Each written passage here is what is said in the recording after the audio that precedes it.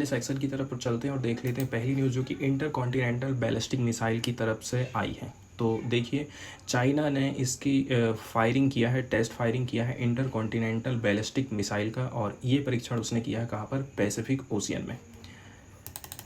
China का कहना है कि चाइना ने टेस्ट लॉन्च किया है एक इंटर कॉन्टिनेंटल बैलिस्टिक मिसाइल को वेडनेसडे के दिन, firing it into the Pacific ocean in its first such exercise in decade. पिछले 10 साल में चाइना की तरफ से पहली बार कहना चाहिए इस प्रकार की टेस्टिंग करी गई है, ऐसा चाइना ने खुद बोला है। तो यहाँ पर देखा जाए, जो इंटर कॉन्टिनेंटल बैलिस्टिक मिसाइल है चाइना ने यदि लॉन्च किया है, तो जाहिर सी बात है ये अमेरिका और जो वेस्टर्न कंट्रीज़ हैं उनके लिए एक खतरे की घंटी बज गई है। बहुत सारे देश जो है सीरियस कंसर्न जता रहे हैं चाइना को लेकर के। पेंटागन ने वार्निंग दिया था लास्ट अक्टूबर को कि जो चाइना है डेवलप कर रहा है इसके आर्सेनल को, मतलब परमाणु हथियारों को, और भी ज़्यादा तेज़ी से, जैसा कि यूएस भी नहीं कर पा रहा, जैसे कि यूएस ने कभी सोचा नहीं था।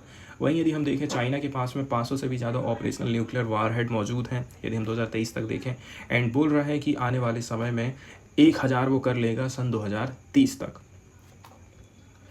अब चाइना की जो मिलिट्री की रॉकेट फोर्स है उसने लॉन्च किया था ICBM को, ठीक है, जो कि कैरी कर रही थी एक डमी वारहेड को, मतलब ये ओरिजिनल नहीं हुआ था, हाई सी में जा कर के ये गिरा है कहाँ पर? पैसिफिक ओशियन में।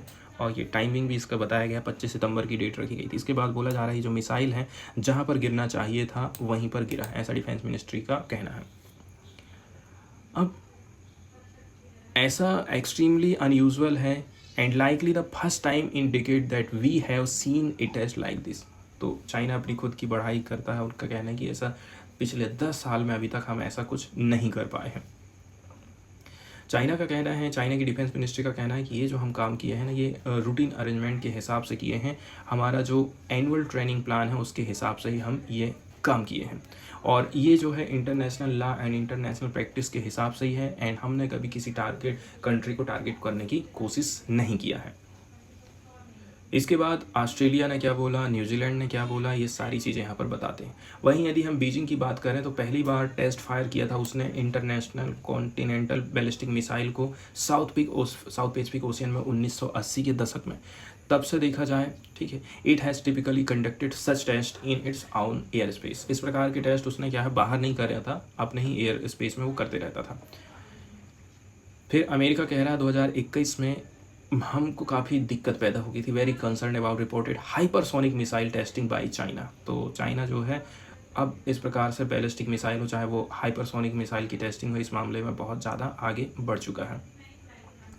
बीजिंग ऐसा इसलिए कर पा रहा है क्योंकि चाइना जो है ना काफ़ी मात्रा में बजट घोषित करता है अपने डिफेंस के मामले में, जैसे कि वर्ल्ड का सेकंड लार्जेस्ट खर्चा कर रहा है वो 7.2%। इसके अलावा देखा जाए, चाइना जो है वर्ल्ड का third largest stockpile of nuclear warhead माना जाता है after Russia, US and China. तीसरे नंबर में चाइना आ जाता है।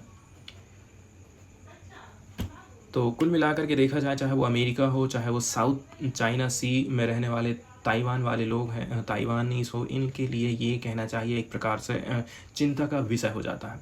इसने जो पहली बार एटॉमिक टेस्ट किया था 1964 में, China has been content to maintain a comparatively modest Arsenal.